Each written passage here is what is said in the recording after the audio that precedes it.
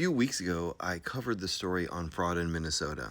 And I'm not saying I'm the only one, but you and I were early on this story, and now it's national news. CBS is covering it. Tim Walz is making a public statement about it. So I was just basically wondering, is this a pattern? Is this a Democrat state thing where these issues that pull at our heartstrings cause us to put millions or even billions of dollars in taxpayer funds into these systems, but they are either ineffective or worse, just go to fraud? So this got me looking at California and homelessness. And we're going to pay attention to the year 2019 because COVID and that environment is really important. And another thing that I've seen come up consistently in my research on this issue is state auditors. I saw this in Illinois. I'm now seeing this in California.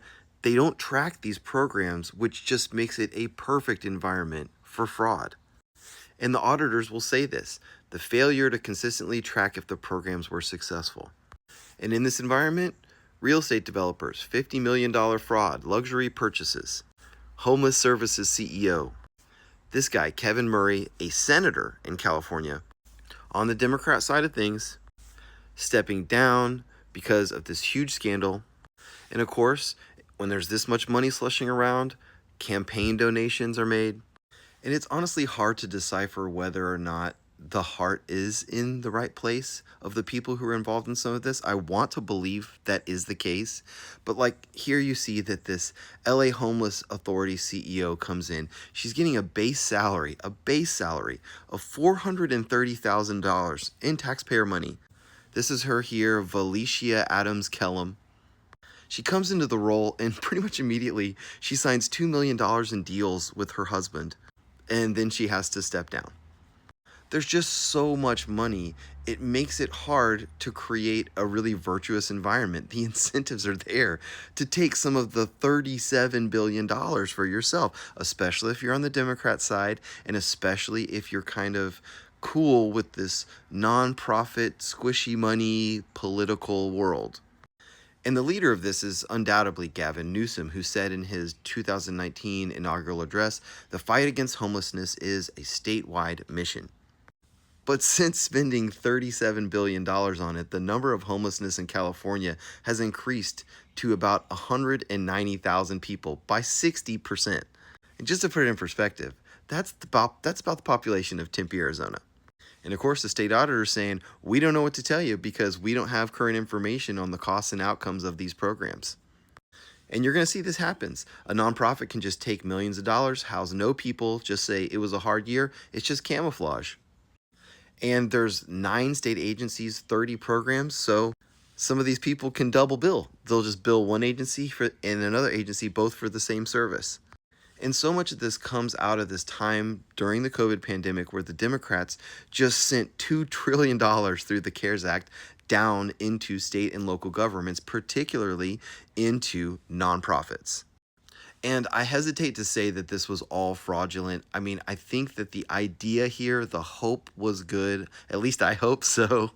But it just became a huge place for fraud. Here you have this homeless housing fraud in Los Angeles, where Andrew Abdul Wahab, professionally known as Andy Myers, young guy, this guy, took $114 million, just made counterfeit bank statements and falsified balance sheets, and then got another $26 million from the government using these falsified bank statements and balance sheets. The government never really even reviewed whether or not the documents had any legitimacy to them. And he goes and spends $2 million on American Express bills, private jets, come on, Andy, luxury vehicles, Birkin bags. But you know, it does get into bigger organizations. This Weingart organization in LA who transform lives through interim and permanent supportive housing. And I had to laugh out loud a little bit because they're on Blue Sky.